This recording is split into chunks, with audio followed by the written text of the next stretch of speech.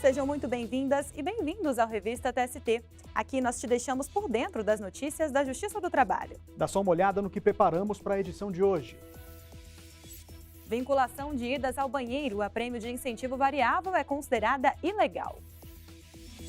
Securitário que mora em outro país obtém direito de participar de audiência por videochamada. A decisão teve como base resoluções do CNJ e da Corregedoria Geral da Justiça do Trabalho que regulamentam a prática. E mais, assédio organizacional é tema de seminário no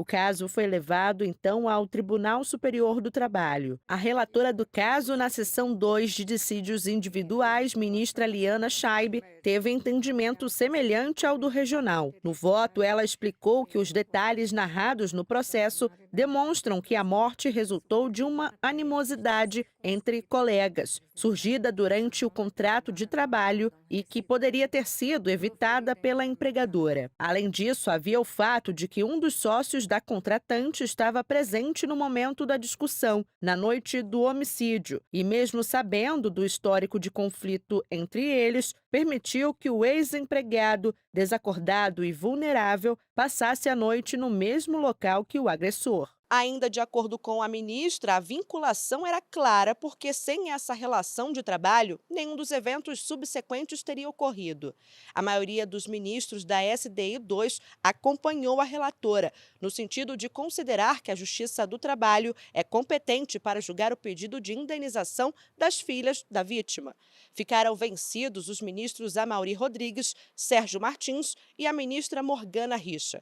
Volto com vocês no estúdio. Tá certo, Larissa. Muito obrigada pelas informações e até a próxima. Quer saber mais sobre trabalho e cárcere? A Biblioteca do TST Délio Maranhão separou um material abrangente sobre o assunto. Foram selecionadas publicações que abordam o trabalho penitenciário e os direitos sociais, além de artigos de acesso aberto sobre o trabalho do preso como fator de ressocialização.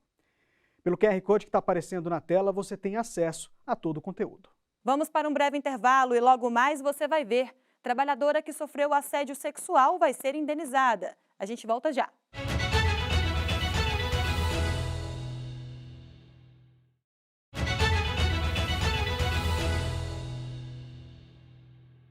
E chegou a hora de fazer um giro pelas turmas do tribunal.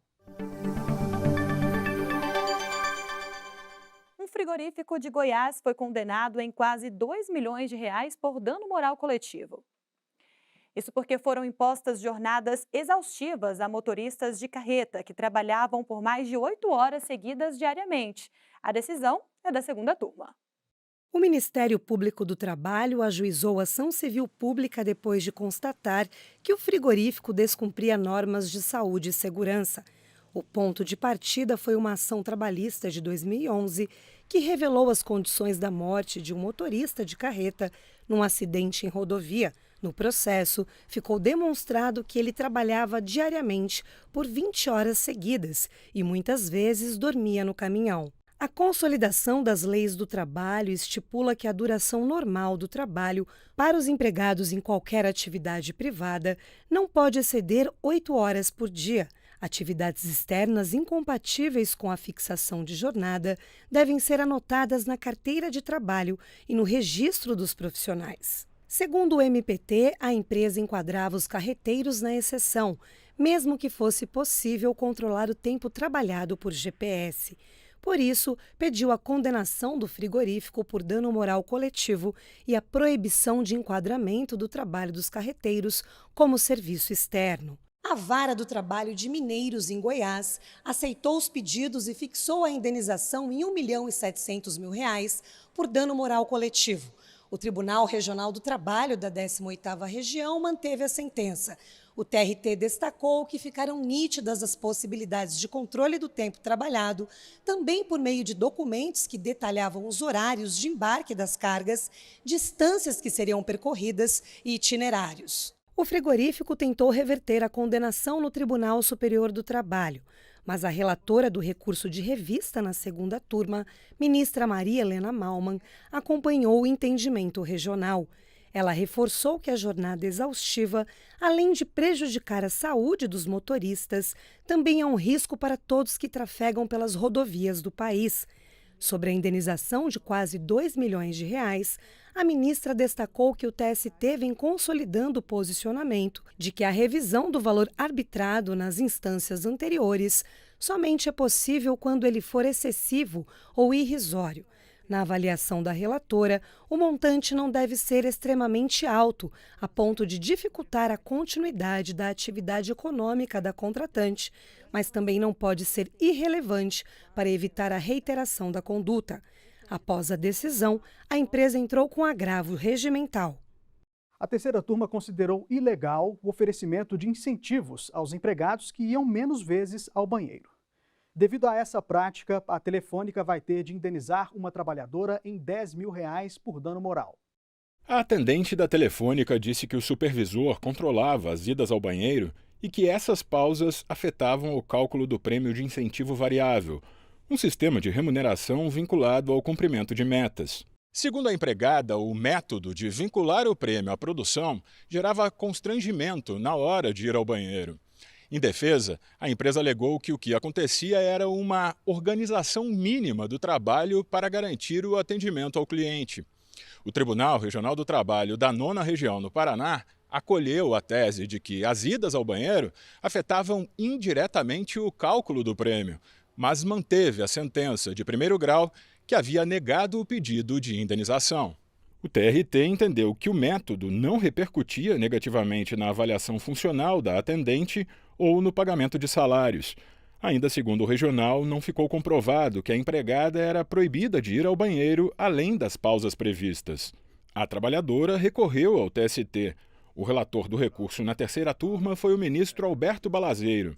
Ele afirmou que o acórdão regional indica que a empregada não era proibida de se ausentar do posto de trabalho fora das pausas pré-determinadas. Mas esse período, segundo ele, impactava indiretamente o cálculo do prêmio, baseado no tempo efetivamente despendido na jornada. É manifestamente ilegal. Não pode haver vinculação de remuneração com ida ao banheiro. Para o ministro, houve violação de normas de saúde e segurança do trabalho. Eu entendo que há abuso do poder diretivo passível de ser indenizado, porque o empregado não tem condições de programar a ida ao banheiro, bem como porque, ao se evitar a satisfação das necessidades fisiológicas, em virtude de repercussão em sua remuneração, o empregado pode desenvolver problemas de saúde. De maneira unânime, a terceira turma determinou o pagamento de indenização de R$ 10 mil à trabalhadora por dano moral. A empresa apresentou embargos ainda não julgados. Para garantir o acesso de milhões de pessoas à justiça, desde 2020 podem ser realizadas audiências por videochamada. Inclusive, o Conselho Nacional de Justiça e a Corregedoria Geral da Justiça do Trabalho aprovaram regras para regulamentar a prática em determinadas situações. E foi com base nessas normas que a 8ª turma entendeu que um securitário que mora nos Estados Unidos tem direito de ser ouvido à distância em uma audiência trabalhista. E quem tem os detalhes desse caso para a gente é o repórter Pablo Lemos. Oi, Pablo. Olá, Anderson, Luana. O securitário propôs uma ação indenizatória 3 meses após ser demitido. Só que no mesmo ano, ele viajou para os Estados Unidos, onde passou a morar e a trabalhar. Passados 2 anos, o pedido para ser ouvido por videoconferência na audiência de instrução foi rejeitado em primeira instância. Ao recorrer ao Tribunal Regional do Trabalho da 4ª Região, no Rio Grande do Sul, o ex-empregado explicou que não tinha como comparecer pessoalmente devido ao custo de passagens e hospedagens, além da impossibilidade de se afastar do novo emprego. No TRT, a sentença de primeiro grau foi mantida. O entendimento foi que não há obrigação legal de adotar meios eletrônicos para essa finalidade. A videoconferência seria apenas uma possibilidade. O Tribunal Regional considerou que a regra é que as partes compareçam perante o juiz da causa. Mas na 8ª turma do Tribunal Superior do Trabalho, o entendimento foi outro. O relator do recurso do empregado, desembargador convocado Eduardo Pugliese, considerou que houve cerceamento do direito de defesa. O magistrado observou que a evolução tecnológica no Poder Judiciário desempenha um papel fundamental para facilitar o acesso à justiça. Tanto é que a Resolução 354, de 2020, do Conselho Nacional de Justiça, regulamenta as audiências por videoconferência. O voto também foi baseado em norma da Corregedoria Geral da Justiça do Trabalho, que diz que a parte será ouvida por videoconferência quando houver dificuldade de comparecer à audiência de instrução, inclusive se a pessoa morar em local fora da jurisdição, como no caso. Nesse sentido, o relator propôs que a sentença fosse anulada e o processo devolvido ao primeiro grau para um novo julgamento. O voto do desembargador convocado foi seguido por unanimidade. Não cabe mais recurso. Volto com vocês. Tá certo, Pablo. Muito obrigada pelas informações. Obrigado, Pablo. Bom trabalho para você. Bom, a gente muda de assunto agora, Luana, para falar que o mês de maio é marcado por ações de combate ao assédio no ambiente de trabalho. E fechando o giro desta edição, a gente traz uma decisão da 6ª turma que manteve a condenação de uma empresa de São Paulo pelo assédio sexual sofrido por uma trabalhadora. O assediador Anderson era o supervisor dela e mandava mensagens de celular e e-mails com as investidas de cunho sexual. A trabalhadora contou no processo que um dia antes de registrar boletim de ocorrência, havia comunicado o assédio aos empregadores. No relato à polícia, ela disse que o coordenador chegou a criar um e-mail falso para constrangê-la. Entre os documentos apresentados como prova estavam mensagens eletrônicas para a empregada e até para o marido dela. Na Justiça do Trabalho, a profissional pediu indenização por dano material e moral pelo assédio sofrido. O Tribunal Regional do Trabalho da 15ª Região em Campinas, São Paulo, reformou decisão de primeiro grau e reconheceu o assédio. Na avaliação do TRT, os atos ocorreram dentro do local de trabalho e foram comprovadamente praticados pelo superior hierárquico. Para o regional, as evidências afastam a tese da empresa de que haveria uma relação de afetividade entre os envolvidos. Em recurso ao Tribunal Superior do Trabalho, a empregadora sustentou que o Tribunal Regional não teria se manifestado sobre provas que demonstrariam a relação de proximidade entre a trabalhadora e o coordenador. Mas na avaliação do relator do caso na 6ª turma, ministro Augusto César, o TRT foi explícito ao esclarecer, após ampla análise das provas, que o assédio sexual foi devidamente comprovado durante a instrução processual. O ministro destacou ainda que o que aconteceu foi uma relação de constrangimento no ambiente de trabalho, com o objetivo de desestabilizar e fragilizar a empregada para obtenção de favores sexuais. Por unanimidade, a 6ª turma condenou a empresa a indenizar a trabalhadora em R$100 mil. Ainda cabe recurso da decisão. No próximo bloco, a gente continua falando de assédio no ambiente de trabalho. Não saia daí.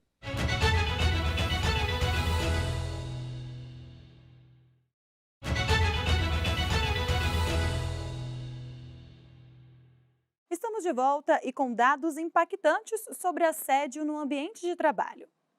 Eu vou aqui para a nossa outra tela para mostrar que de 2020 a 2023, a Justiça do Trabalho, em todas as instâncias, julgou quase 420 mil ações envolvendo o tema. O aumento foi de 44% nos julgados sobre assédio sexual e de 5% nos julgados sobre assédio moral. Em relação a esse assunto, Luana, eu tenho mais dados aqui também. As ações recebidas pelo Judiciário Trabalhista nos últimos 3 anos a respeito desses assuntos passaram de 360 mil. 338 mil se referem a assédio moral e mais de 22 mil a assédio sexual. O site do TST traz uma reportagem completa que explica o que é o assédio, o perfil de quem entra com o processo e iniciativas da Justiça do Trabalho para combater essa prática. Aponte a câmera do celular para o QR Code e acesse. E ainda nesse tema, o TST realizou o seminário Cultura Organizacional Livre de Assédio. Vamos ver quais foram as principais discussões realizadas no evento. A iniciativa está alinhada à política de prevenção e enfrentamento da violência, do assédio e de todas as formas de discriminação, instituída pelo Tribunal Superior do Trabalho e pelo Conselho Superior da Justiça do Trabalho. Na ocasião, foram lançados 2 guias para orientar trabalhadoras, trabalhadores e organizações. O presidente do TST e do CSJT, ministro Lélio Bentes Correia, celebrou os resultados alcançados na implementação de medidas contra o assédio. Em levantamento conduzido pelo CNJ para a auditoria sobre essa política relativa ao exercício de 2023, o Tribunal Superior do Trabalho comprovou a adoção de 82% das práticas recomendadas pelo Conselho Nacional de Justiça. Aberto ao público, o evento contou com a participação do coordenador do Comitê Gestor Nacional do Programa Trabalho Seguro, ministro Alberto Balazeiro, e da ministra Adelaide Miranda Arantes, ouvidora do TST e do CSJT. Especialistas no assunto destacaram como o assédio no ambiente laboral pode gerar inúmeras doenças e afastamentos, o que requer urgência na adoção de medidas preventivas. Nós só poderemos ter uma boa justiça com pessoas que estejam bem com elas mesmas, saudáveis, que veem no grupo elementos de ajuda, de cooperação e não de rivalidade. Mas é urgente fazermos uma prevenção do assédio e de todo tipo de violência no contexto organizacional, trabalhando no desenvolvimento de uma cultura de respeito, pautada no valor humano, no valor do trabalho coletivo, na cooperação, no reconhecimento. Quem encerrou o seminário foi o desembargador do Tribunal Regional do Trabalho da 9ª Região, no Paraná, Ricardo Tadeu Marques da Fonseca. Considerado o primeiro juiz cego do Brasil, o magistrado relatou casos envolvendo pessoas com deficiência, vítimas de assédio e de violência no ambiente de trabalho. Muita coisa da legislação da pessoa com deficiência não é muito bem divulgada, então não é conhecida pela magistratura, pela advocacia ou até pelo Ministério Público. Mas, então, eventos como esse têm uma importância, assim, fantástica, porque repercute, sabe, desdobra. Além de palestras, foram realizadas oficinas práticas voltadas para a prevenção e o enfrentamento da violência e da discriminação no ambiente profissional. Veja outros assuntos de destaque na semana na Justiça do Trabalho.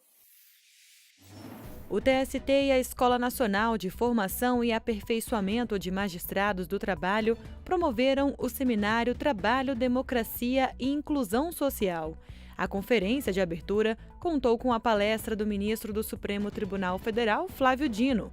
A programação incluiu temas como constitucionalismo social, trabalho precarizado e trabalho decente.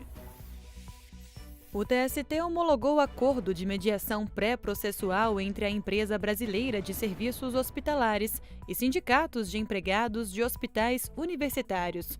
O vice-presidente do TST, ministro Aloísio Corrêa da Veiga, mediou a negociação que resultou no fim da greve dos trabalhadores. A paralisação teve início em 2 de maio. O acordo aprovado possui 38 cláusulas sociais e econômicas. Representantes de sindicatos dos portuários estiveram no TST para discutir a revisão da legislação de portos que está em andamento no Congresso Nacional. Eles foram recebidos pelo ministro Alexandre Ramos. Uma das reivindicações apresentadas pela categoria foi a falta de representatividade na comissão criada pela Câmara dos Deputados para a revisão da legislação do setor. A comissão, formada por 10 juristas, não conta com nenhum representante dos trabalhadores. O TST realizou mais um encontro do curso de letramento em diversidade. Desta vez, o tema foi o direito do trabalho a partir dos territórios e a valorização da cultura indígena no Brasil. A aula foi realizada na Universidade de Brasília e contou com a participação de estudantes indígenas da instituição. O TST se engajou na coleta de doações para as vítimas das enchentes no Rio Grande do Sul. Foram arrecadados recipientes com água potável, alimentos não perecíveis, roupas íntimas novas e produtos de higiene e limpeza. O material foi levado por meio da Força Aérea Brasileira. Diante da tragédia que assola o sul do país, candidatos do 2º Concurso Nacional da Magistratura Trabalhista que tiverem dificuldades de deslocamento para comparecerem ao local de realização da prova oral na data designada por sorteio podem requerer remarcação. Os pedidos devem ser encaminhados até 24 horas antes do horário agendado ao e-mail da Secretaria do Concurso, secmat@csjt.jus.br. A Secretaria de Comunicação Social do TST e do Conselho Superior da Justiça do Trabalho é finalista do Prêmio Nacional de Comunicação e Justiça em 3 categorias. O projeto Gente que Inspira Jovens concorre como campanha institucional de interesse público. A edição homenageou 3 jovens que se destacaram na defesa de causas sociais. Já na categoria Mídia Audiovisual, o tribunal chega à final com a 5ª temporada do programa Jornada, que abordou temas relativos ao mercado de trabalho e aos direitos trabalhistas. E com conteúdos especiais sobre a consolidação das leis do trabalho, a campanha CLT 80 anos disputa na categoria Projeto Gráfico. A cerimônia de premiação será em 21 de junho, em Fortaleza, no Ceará. O videocast Vozes da CLT estreia com um bate-papo sobre a história da Justiça do Trabalho. O entrevistado é o ministro do TST e diretor da Inamate, Maurício Godinho Delgado. Durante a conversa foram relembrados fatos importantes da criação da legislação trabalhista brasileira. Para assistir, basta entrar no canal oficial do TST no YouTube. Quinzenalmente, às segundas-feiras, um episódio inédito será disponibilizado. Não perca! Bom, por hoje a gente fica por aqui. Acompanhe também as redes oficiais do Tribunal. Muito obrigada pela companhia e não se esqueça que temos um encontro marcado na semana que vem. Tchau!